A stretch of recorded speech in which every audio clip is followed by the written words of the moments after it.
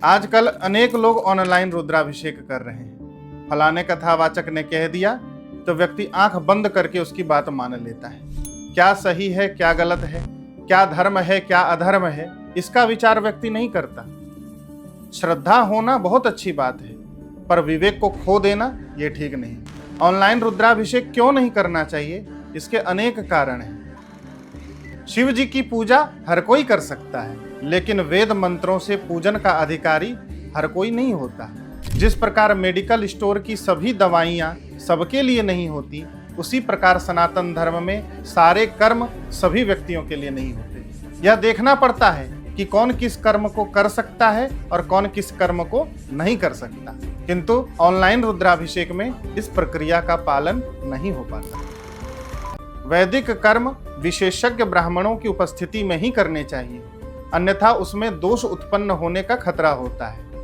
आज यदि ऑनलाइन रुद्राभिषेक जैसे कर्मों को नहीं रोका गया, तो कल को ऑनलाइन यज्ञ और ऑनलाइन विवाह जैसे कर्म होने भी प्रारंभ हो जाएंगे, जिससे वेद की मर्यादा का नाश हो जाएगा।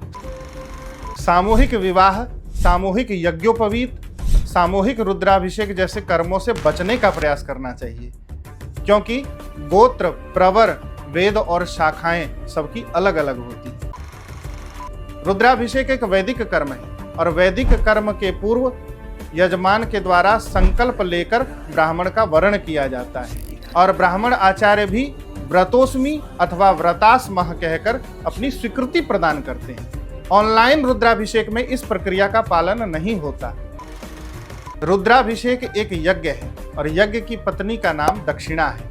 संप्रददे अथवा उत्सृज्य कहकर यजमान दक्षिणा देने का संकल्प करता है, तब उसे कर्म का फल प्राप्त होता है। फिर श्रेयोदान अर्थात ब्राह्मण आचार्य के द्वारा यजमान को आशीर्वाद प्रदान किया जाता है। इस पावन वैदिक प्रथा का निर्वहन ऑनलाइन रुद्राभिषेक में नहीं हो पाता और भी अनेक कारण हैं। कुल मिलाकर ऑनलाइन रुद्राभिषेक एक भावात्मक पूजन है, अनुष्ठान नहीं।